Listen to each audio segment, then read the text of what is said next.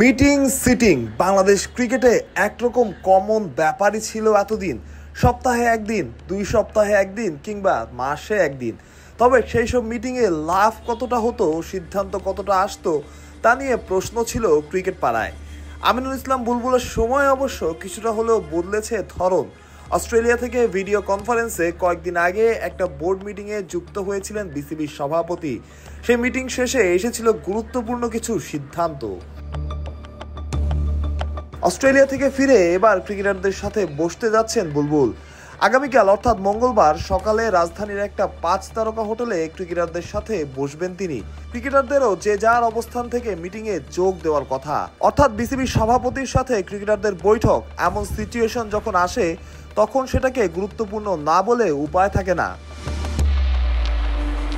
সোমবার ক্রিকেটারদের পূর্ব নির্ধারিত অনুশীলন থাকলেও পরে তা বাতিল করা হয়।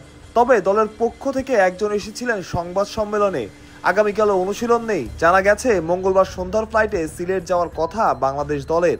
সেখানেই পরের সময়টা পার করবেন ক্রিকেটাররা। আছে নেদারল্যান্ডসের বিপক্ষে 3 টি-20 সিরিজও। কিন্তু কি নিয়ে এই বৈঠক?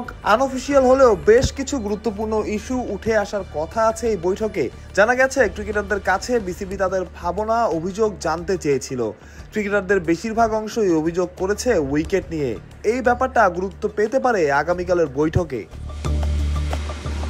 শুধু একটা ইস্যু অবশ্য না, ক্রিকেটারদের সামাজিক দায়বদ্ধতা বাড়ানো, টিম বন্ডিং এর ব্যাপারেও আলোচনা হতে পারে মঙ্গলবারের বৈঠকে, যা বড় 2 টুর্নামেন্ট আর আসছে সিরিজের আগে ক্রিকেটারদের মানসিকভাবে প্রস্তুত হতে সাহায্য করতে পারে। দায়িত্বে আসার পর থেকেই নিজের কাজের মাধ্যমে প্রশংসিত হচ্ছেন বুলবুল। কোনোভাবে ক্রিকেটারদের সাথে দূরত্ব তৈরি হতে দিচ্ছেন না। এই মিটিংও যেন তারই একটা অংশ।